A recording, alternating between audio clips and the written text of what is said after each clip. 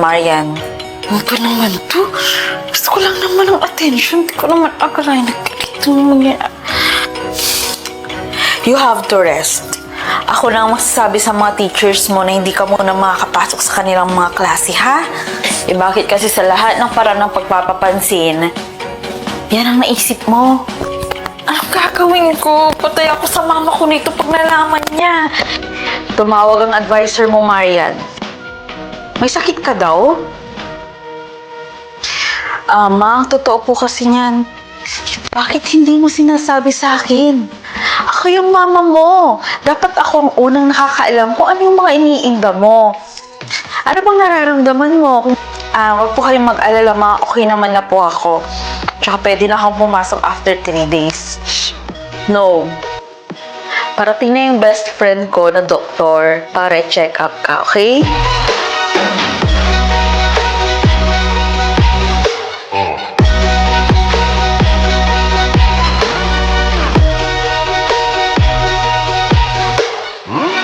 Anak, may result na yung check-up mo.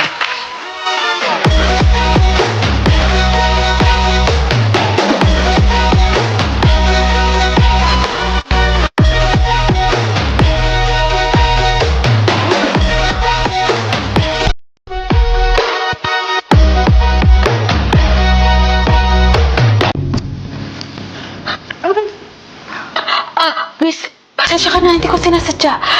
Okay ka lang po ba? Nagkakasiyahan ngayon sa palasyo dahil ikakasal na ang mahal na prinsesa. Hindi ka pa pupunta doon?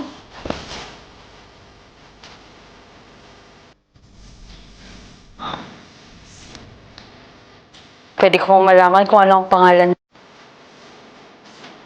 Ana. Ako si Carl.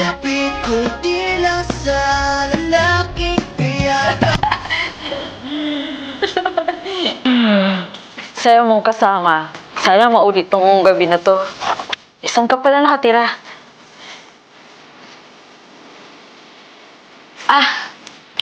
Kailangan ko nang umalis. Hatid na kita, Ana. Saan ka pa galing at kanina ka pa namin hinahanap?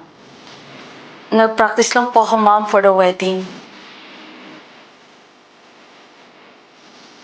Ayusin mo yung ngiti mo. Hindi ganyan ang ngiting masaya na makikilala ang kanyang mapapang asawa. Eh, paano kung hindi ako masaya? Pakibuksan na ang pinto.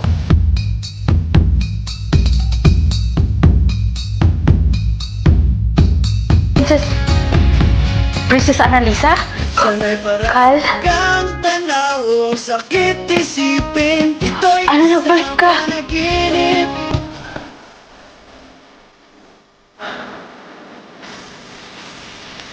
Palalakihin natin yung batang yan nang malaya niyang nagagawa kung ano man ang gustuhin niya. Nasaan siya? Ma'am? Mahal na Reyna? Mahal na prinsesa, ganito po kayang Kalong? Kakilala sa'yo?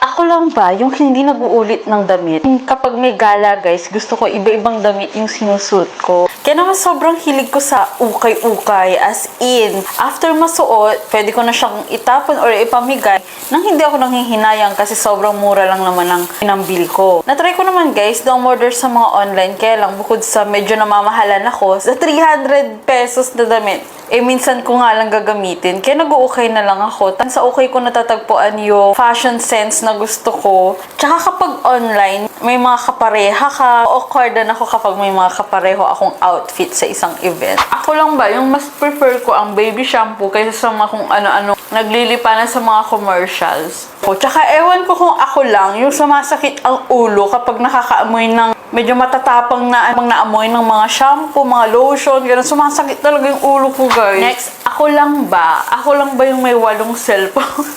Guys, wala yung cellphone ko. Lahat sila iba-iba yung gamit. May pang everyday, pang online banking, events, may pang picture lang. Ako lang ba yung hindi sumasama or hindi enjoy sa mga rides sa kahit nasaan? Dahil sa trauma ko sa panonood ng mga Final Destination. Ako lang ba guys, yung hindi nag-worry sa environment ko kapag nag-shoot ako kung maingay man ang kahit na ano dyan. Lalo na, tingnan nyo, sobrang lapit namin sa highway guys. Tapos rinig pa yung busina nila. Ako nag-worry kasi tulad ng lagi kong sinasabi, mayroon akong ginagamit na website na kung saan kaya niyang paghiwalayin lahat ng music or ingay man sa paligid. Kaya niya ding ihiwalay yung mga instruments. Sobrang useful talaga nitong Is as Vocal Remover.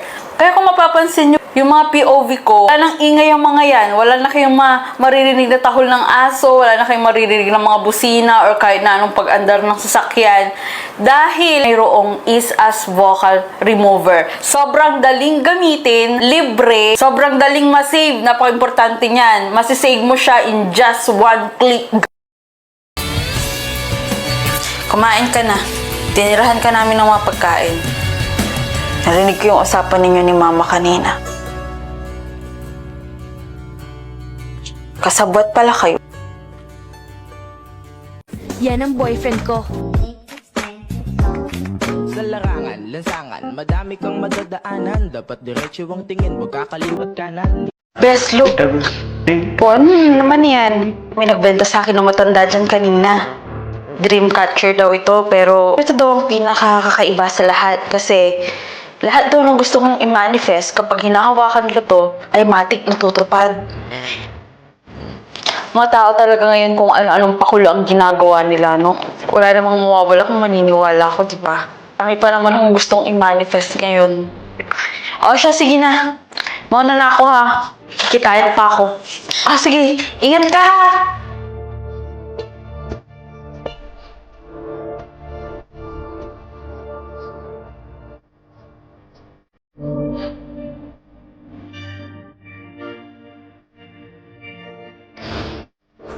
Hoy, Lorraine. Hindi ka ba papasok?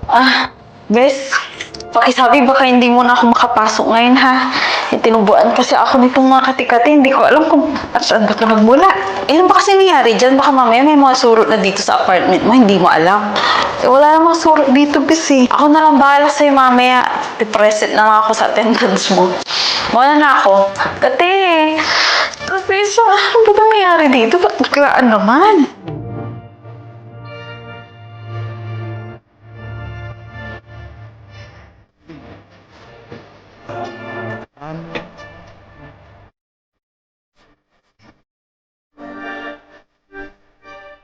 Lorraine, ano na? Hindi ka pa rin papapasok? Bes, pakisabi, hindi mo na ako papasok ha. Parang lumalala akong kasi ko eh. Wait lang. Hello? Ano? Pakayos naman yung connection nyo. Lagi akong on time magbayad tapos ganito.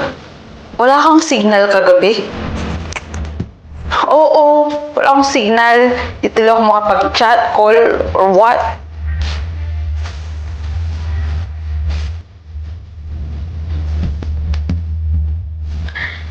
Ikaw ba?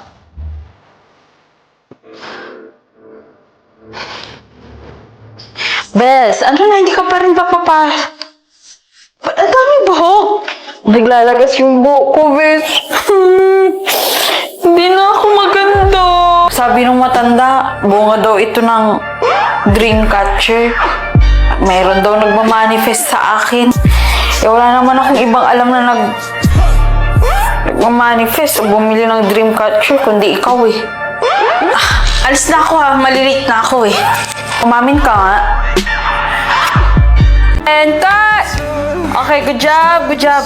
Good job, Uno. Good job. At yung PA ko, pakisabi po yung tubig ko, thank you. You did really well, Jel. Thanks, Direk. Alam nyo, hanga ako sa inyong dalawa. Kasi pumayag kayo sa comeback movie na ito. Sa kabila ng